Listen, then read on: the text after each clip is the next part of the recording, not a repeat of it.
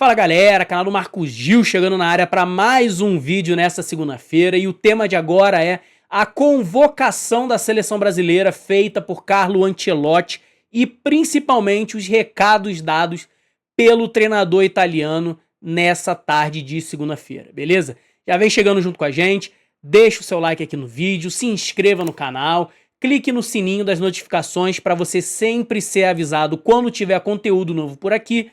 E reforço aquele pedido de sempre, me segue também lá nas redes sociais, @omarcosgil, no Instagram e no TikTok, porque também tá saindo muito conteúdo por lá nessas redes, beleza?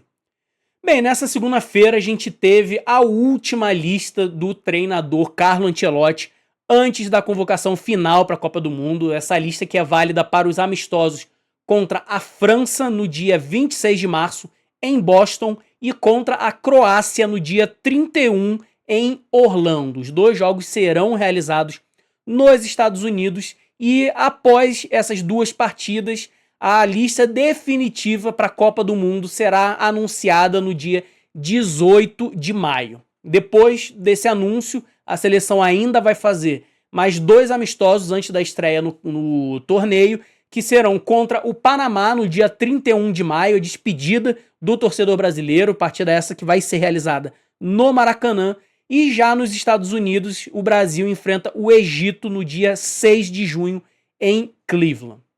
Eu vou trazer aqui já logo para vocês a lista divulgada pelo Ancelotti, e a convocação tem os goleiros Alisson, Bento e Ederson, os defensores Alexandro, Bremer, Danilo, Douglas Santos, Gabriel Magalhães, Ibañez, Léo Pereira, Marquinhos e Wesley. No meio-campo, Andrei Santos, Casimiro, Danilo, Fabinho e Gabriel Sara. E no ataque, Endrick, Gabriel Martinelli, Igor Thiago, Luiz Henrique, Matheus Cunha, João Pedro, Rafinha, Ryan e Vinícius Júnior. Esses são os 26 convocados de Ancelotti para essas duas próximas partidas da seleção brasileira. Temos algumas novidades, né? Talvez não esperássemos tantas novidades assim numa última lista antes da convocação final, que são os defensores Léo Pereira, do Flamengo, e o Ibañez, que está jogando no futebol do Oriente Médio. Os meias Danilo e Gabriel Sara, que fazem as suas estreias na seleção na era, né, do Carlo Ancelotti. E no ataque a gente tem duas grandes novidades e um retorno, que é a volta do Endrick à seleção, mas Igor Thiago, do Brentford, e Ryan, do Bournemouth, fazem as suas estreias pela seleção canarinho. E a gente também teve algumas lesões, algumas ausências, quer dizer, por causa de lesão. As mais notáveis são as do Militão, do Bruno Guimarães, do Estevão e do Rodrigo, que infelizmente está fora da Copa do Mundo. Bem, o que a gente pode tirar dessa lista do técnico Ancelotti? Primeiro que os goleiros já estão praticamente definidos. Alisson e Ederson parecem já estar com vaga garantida para mais uma Copa do Mundo, e a única indefinição fica ali na terceira vaga, realmente entre Bento e Hugo, goleiro do Corinthians, mas eu acredito que essa última vaga para a posição deva ficar com o goleiro Bento, porque no ano passado, quando ele não vinha bem no futebol saudita, ele ainda assim teve espaço na convocação com o Ancelotti, chegou até a entrar em campo, e nesse início de temporada vem apresentando um bom nível. As pessoas que acompanham mais de perto o futebol saudita, claro, não sou um grande especialista no poçante sauditão, mas quem acompanha de perto avalia inclusive que é o melhor momento do Bento no futebol saudita. Então eu acredito que, se no momento de baixa o Ancelotti deu espaço para o Bento, agora que ele vem numa boa fase, ele deve ser o terceiro goleiro nessa Copa do Mundo. A defesa, sem dúvida nenhuma, parece ser o setor de maior indefinição até o momento. Nós temos 6 convocados que podem jogar como zagueiros, se a gente incluir o Danilo, do Flamengo. Ele que é lateral direito de origem, mas já há muitas temporadas joga no miolo da zaga, no Flamengo mesmo. Ele atua sempre como zagueiro, mas também pode fazer ali a lateral direita, e essa parece ser uma versatilidade que o Ancelotti preza muito. Tanto que na última convocação ele deu um forte indício de que o Éder Militão pode ser o titular naquela posição. E o Militão, que é um jogador que, assim como o Danilo, surgiu no futebol lá atrás como lateral direito, mas há muito tempo já joga como zagueiro, então não tem a ala como a sua posição de ofício, mas a tendência é que ele deva fazer essa posição na Copa do Mundo, então o Danilo seria o jogador que replica essa característica do zagueiro do Real Madrid nessa lista, já que o Militão está ausente por convocação. O Wesley parece ser um nome que está relativamente seguro, o Ancelotti demonstra apreço pelo futebol do jogador da Roma, então tudo leva a crer que ele será a segunda opção para jogar na lateral direita, enquanto no lado esquerdo a gente já tem um cenário que parece bem definido com o Alexandro e com o Douglas Santos. São dois nomes que o Ancelotti convoca com bastante frequência e parece confiar bastante no futebol desses dois jogadores. O meio-campo a gente também tem um cenário mais parecido com a meta. A gente tem uma situação um pouco mais bem definida. Claramente o Ancelotti tem na cabeça dele Casemiro e Bruno Guimarães, ali como dupla num 4-2-4, que é mais ou menos como ele vem escalando a seleção nos últimos jogos. E o ponto de atenção é justamente o Bruno Guimarães, que está lesionado, a gente não sabe exatamente quando ele volta, deve retornar a tempo da Copa do Mundo, mas já fica ali um sinalzinho de atenção para o técnico Ancelotti, e justamente por conta disso a gente vê dois nomes sendo chamados pela primeira vez pelo técnico italiano, que são justamente o Sara e o Danilo do Botafogo. O Sara, que joga no Galatasaray, vem fazendo uma boa temporada, inclusive jogou muito bem contra o Liverpool na partida de ida das oitavas de final da Liga dos Campeões, e recebe essa chance, assim como o Danilo, que apesar de todo o caos que a gente vem acompanhando da equipe do Botafogo, o volante vem conseguindo se destacar, vem sendo ali quase que um oásis de qualidade e lucidez num time que não consegue se encontrar, e esses dois nomes aparecem agora na reta final do ciclo, já ali possivelmente como uma alternativa, talvez até o Paquetá, por exemplo, que fez parte de todo o ciclo do Ancelotti, mas não foi convocado dessa vez, e é um jogador que pode tanto fazer a do Bruno Guimarães, como também jogar um pouco mais à frente, como um camisa 10, ou até como um falso 9, um segundo atacante. A gente sabe que o Paquetá tem essa capacidade. Não apareceu dessa vez. No lugar, o Ancelotti levou o Sara e o Danilo, e na minha visão já é para poder ter em mente uma outra alternativa ao Bruno Guimarães. Porque a primeira alternativa para mim também está bastante claro, que é o Andrei Santos. O Ancelotti meio que consolidou as duas duplas de Casemiro e Bruno Guimarães como os titulares, e Fabinho e o Andrei Santos como as alternativas diretas a esses dois jogadores. Então eu vejo esse cenário para o meio-campo bastante definido, e agora o Sara e o Danilo tendo uma oportunidade já ali como um plano B para o grupo, caso o Bruno Guimarães não tenha condições de ser levado para a Copa do Mundo. No ataque a gente teve também algumas boas novidades que me agradaram bastante, e são o Ryan, que vem se destacando muito na Premier League desde que chegou no Bournemouth, já assumiu a titularidade ali pelo lado direito do ataque e ganha uma chance muito boa agora com o Ancelotti. Fatalmente acabou sendo beneficiado pela lesão do Rodrigo, que infelizmente está fora da Copa, e então abre uma vaga ali no setor de ataque. E eu vejo uma briga muito direta entre o Ryan e o Luiz Henrique pela segunda vaga, mais ali pela ponta direita, porque eu acredito que o Estevão já está garantido na Copa do Mundo. Como ele está lesionado, não pôde estar presente nessa lista, o Ancelotti traz o Ryan, que vem pedindo passagem, vem se destacando muito numa liga bastante competitiva como a Premier League, e eu vejo aí uma disputa direta pela segunda vaga no lado direito do ataque entre ele e o Luiz Henrique.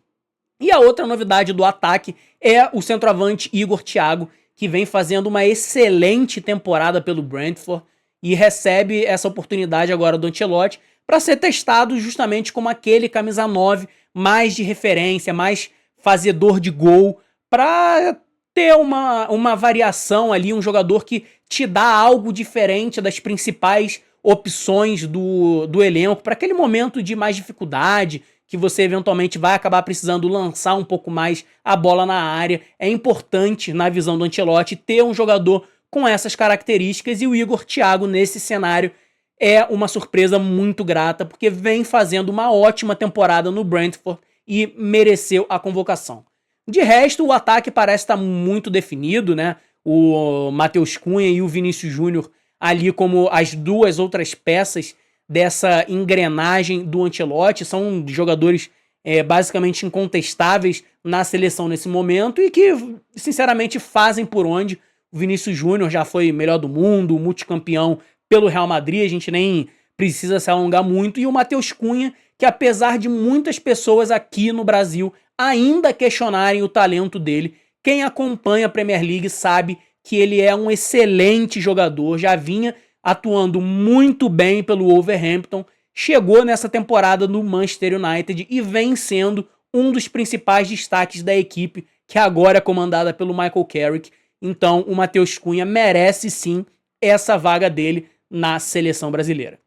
E é claro que a principal ausência nessa lista ficou por conta do Neymar, que a gente precisa falar um pouquinho sobre isso, porque, na minha visão, o Ancelotti deu sinais muito claros de que o Neymar precisa mostrar mais do que ele demonstrou até o momento, desde que ele chegou no futebol brasileiro, para ser convocado. Me chamou bastante atenção duas perguntas. Eu achei até que na coletiva demorou muito para alguém levantar o assunto Neymar, até que um jornalista, que eu confesso, peço desculpas até, mas não me recordo o nome nesse momento, ele perguntou para o Ancelotti, tentando ali dar uma cercada no nome do Neymar, mas não trazendo à tona, perguntando se algum nome que o Ancelotti ainda não convocou teria chance de ir para a Copa. E aí o Ancelotti decidiu ser mais incisivo, falou, pode falar o nome do jogador que você quer que eu fale, e aí o jornalista citou o nome do Neymar, e o Ancelotti falou que sim, o Neymar pode ser convocado, que a capacidade técnica do Neymar em nenhum momento esteve sob questionamento dele ou da sua comissão técnica, mas que ainda não se convenceu de que o camisa 10 do Santos tem nível físico para atuar na Copa do Mundo.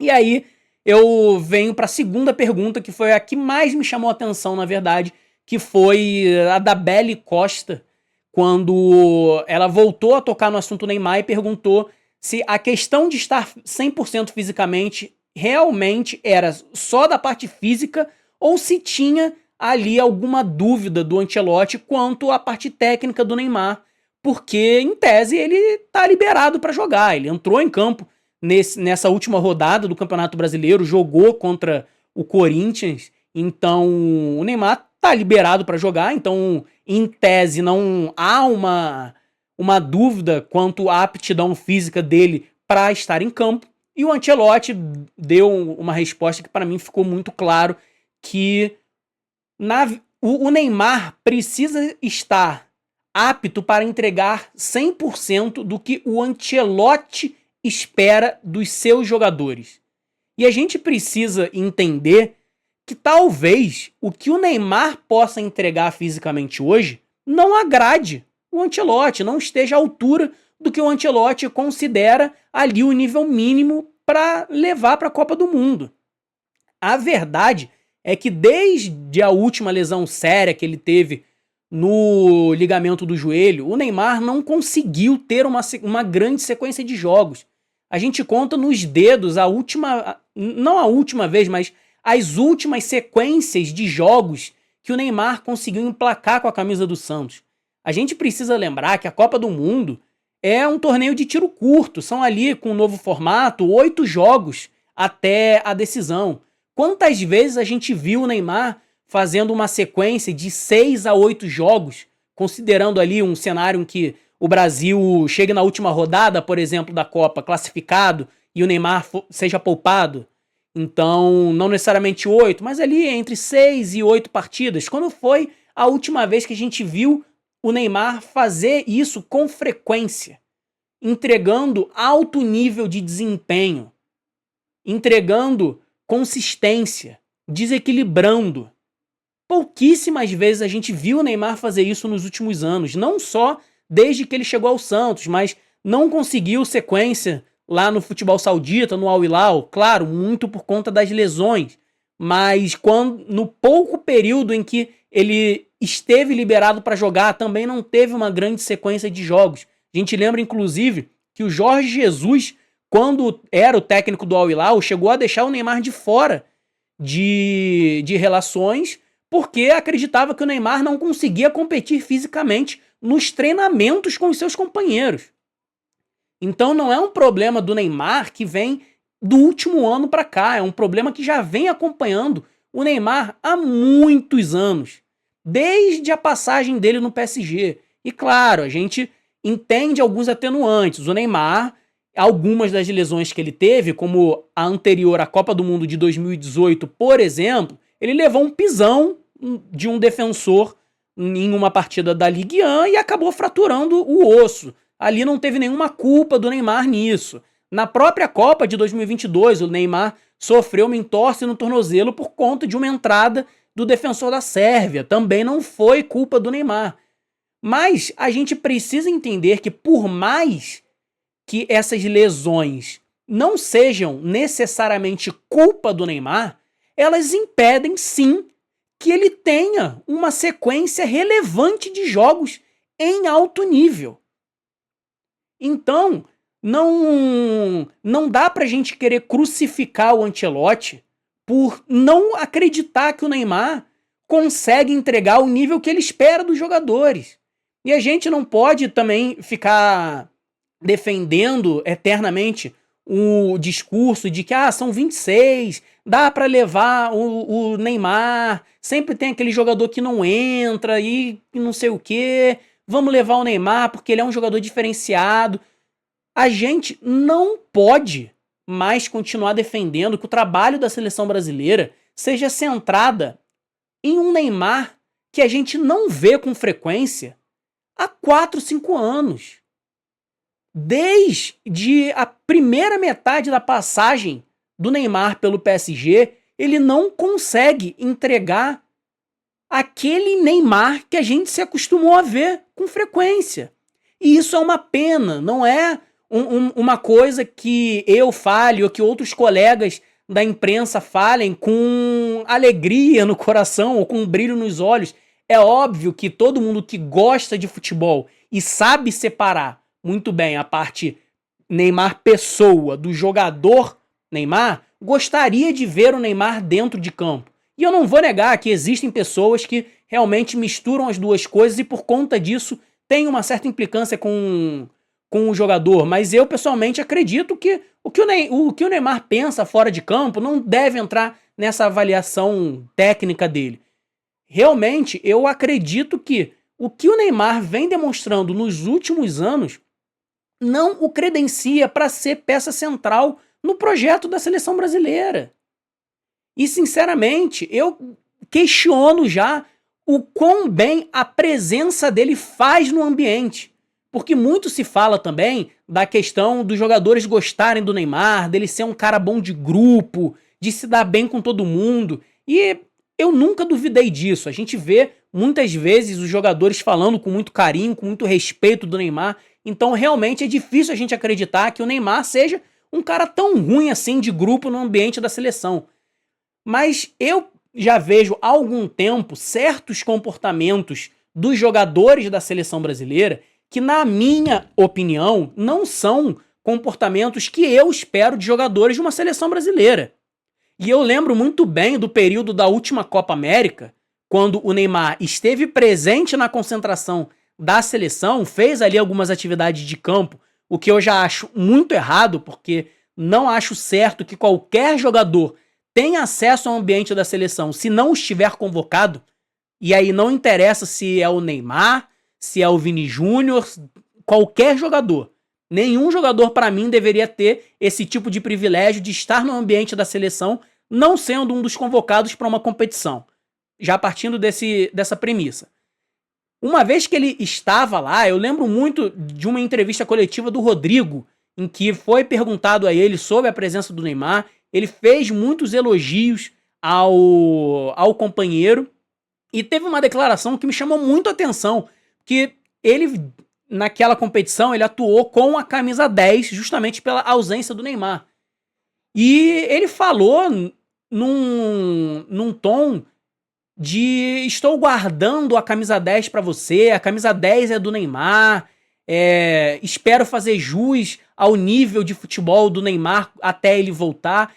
E tudo bem, por um lado eu entendo o Rodrigo não querer chegar e desagradar o Neymar.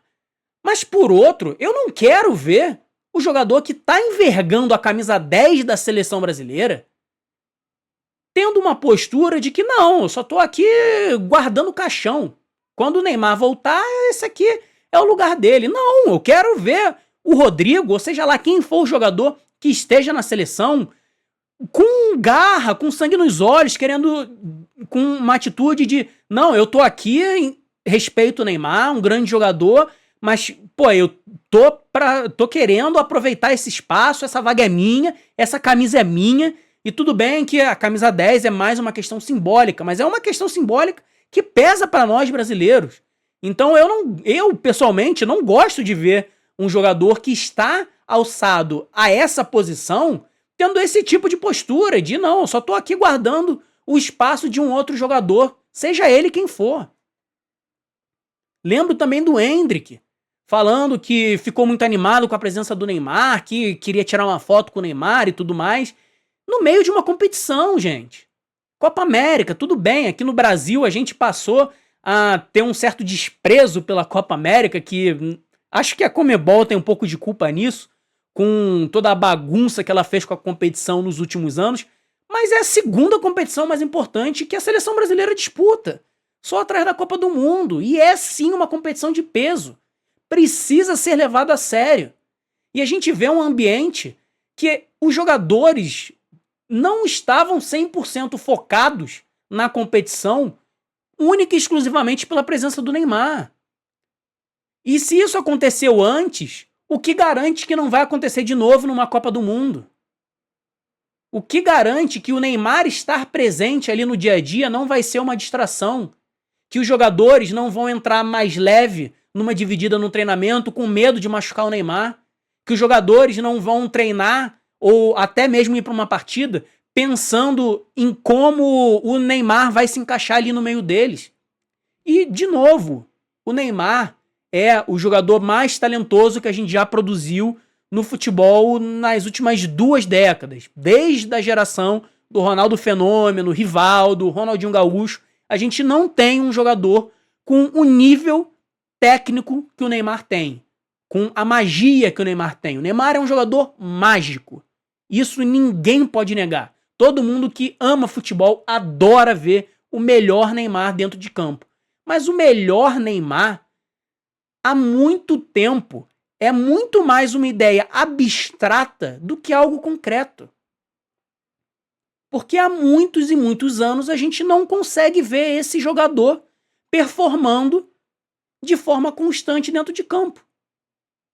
Então, eu pessoalmente não consigo discordar do Carlo Ancelotti. Não acho que é o momento de convocar o Neymar. Não descarto a presença dele na Copa do Mundo, como o próprio Ancelotti não descartou, mas, na minha visão, ele precisaria fazer algo muito extraordinário daqui até maio para merecer, sim, a convocação. E, sim, eu acredito que o Neymar precisa merecer a convocação para a seleção brasileira. A gente está falando da seleção pentacampeã do mundo. Nenhum jogador nunca deve ter vaga cativa numa convocação de seleção brasileira para a Copa do Mundo. Não importa se é o Neymar. Então, na minha visão, o Carlo Ancelotti está certo em não convocar o Neymar. Eu quero ouvir de você agora. O que achou dessa convocação? Gostou das novidades trazidas pelo Ancelotti? Acredita que ele deveria ter levado o Neymar ou concordou com a decisão do técnico italiano em deixar o camisa 10 do Santos de fora. Eu quero ouvir você. Deixa aqui nos comentários a sua opinião. No mais, deixa o seu like, se inscreva no canal. Reforço o pedido para seguir lá nas redes sociais, @o Marcos Gil, e eu vejo vocês na próxima.